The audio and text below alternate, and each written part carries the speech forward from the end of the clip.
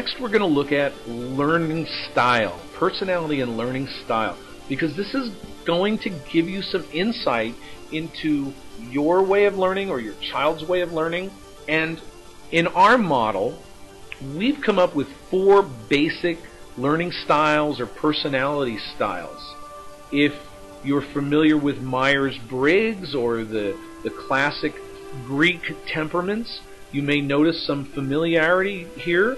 And just for fun, I've actually included the characters of Winnie the Pooh as kind of an archetype, if you will, to these personality or learning styles. And what's different about our approach here is we're looking at learning and personality in terms of how you process information.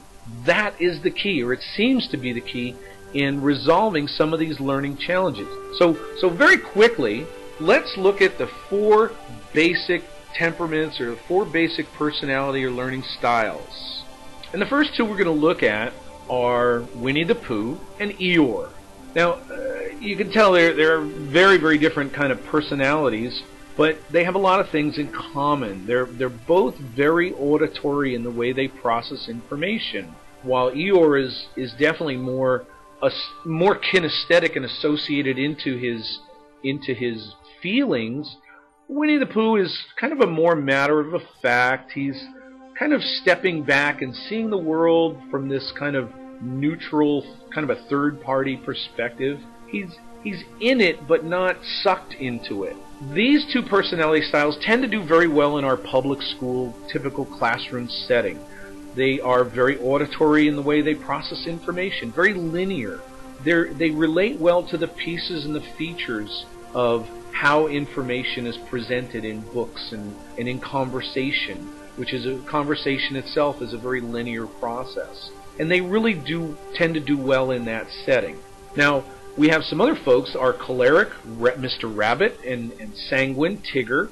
These are going to be more visual, spatial in the way they process information. The rabbit, he's a little bit more standoffish, a little more dissociated, kind of like Pooh. He kind of wants to be in charge. These are folks that generally make good leaders, as opposed to your Tigger, your sanguine, who he wants to join the group. He doesn't want to lead the group. He wants to be a part of the group, and just he wants to go along for the ride and enjoy it. Again, both of these learning styles are going to be very visual in the way they process information. They tend to be external, a little bit more external in the way they process information. Of course, Tigger is going to be the most extroverted, with Winnie the Pooh and maybe the rabbit being more introverted. Very dynamic in the way they process information, which is great for puzzle solving and problem solving, but not so good when you're wanting to process information in a linear fashion, very from point to point, A, B, C, D. So they can be very intelligent, either one of these learning styles, but still they may struggle with certain aspects of classroom learning.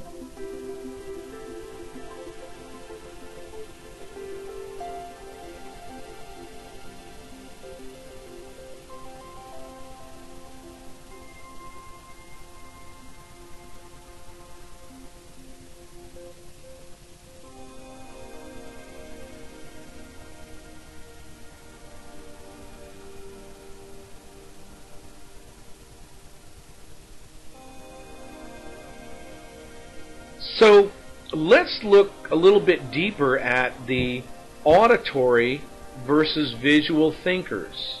And you can go through this in more detail later on, but I just wanted to look at it very quickly and note that, again, the auditory or maybe left hemisphere learning style is going to be much more comfortable in a classroom setting where that information is going to be delivered in a more verbal or auditory format.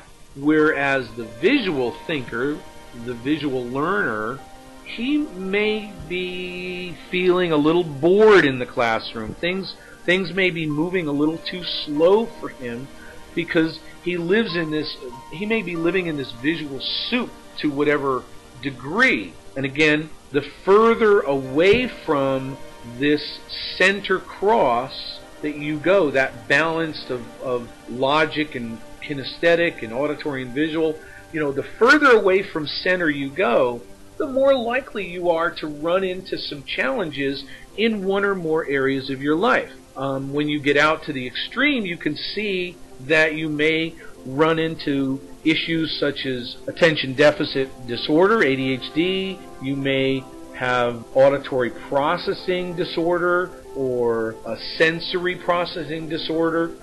And again, these may vary, but you can see the further away from center you go, the more likely you are to maybe wind up struggling with some areas.